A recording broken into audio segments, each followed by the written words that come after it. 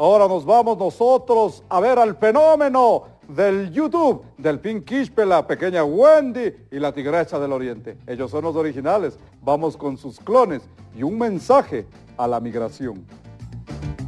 En el Ecuador, miles de familias han sido separadas por la migración. Niños y jóvenes sufren la ausencia de sus padres. ¡No puede ser! ¡No! Las superestrellas de la canción popular, juntos para que las familias no se separen más. La pequeña Sandy, Picudo Quispe y la belleza del Oriente. Se va a España, papito Ismael. No te vayas, aquí quédate.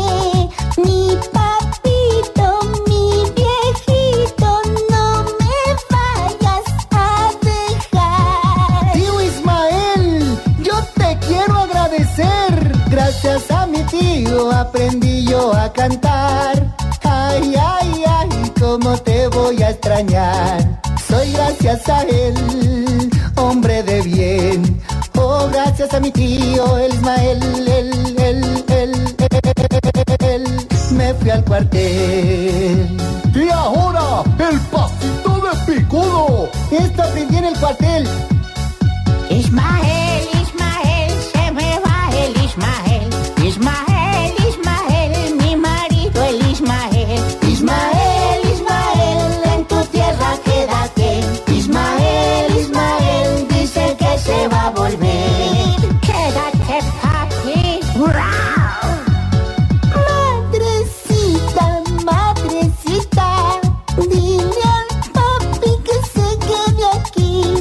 Deja solita nuestra casita, por unos euros nos puede perder. Camellemos juntos, pero no seas mudo, que si se puede metiendo ñeque aquí progresar.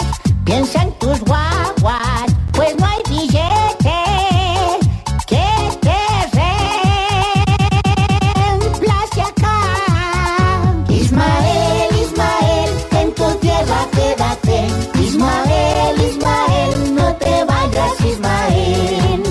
Para todo el mundo, niños, ancianos, migrantes y coyoteros. Ya es tiempo de darle valor a lo que realmente es importante. La familia, el amor. No los pierdas por el dinero. Ismael, no dejes a tu familia. No dejes a tu familia, Ismael.